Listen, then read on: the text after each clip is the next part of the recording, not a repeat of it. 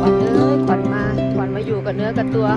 1 อาทิตย์เต็มๆค่ะทุกคนไม่เคยมีแสงแดดเลยไม่รู้ว่าพระอาทิตย์ขึ้นตรงทิศไหนเลยค่ะทุกคนเพราะว่าไม่มองไม่เห็นเลยค่ะทุกคนมีแต่ฝนทุกวันมีวันนี้แหละค่ะทุกคนดูสิเย่แล้วพระอาทิตย์ก็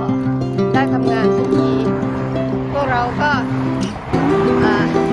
ได้อบอุ่นมีอากาศที่อบอุ่น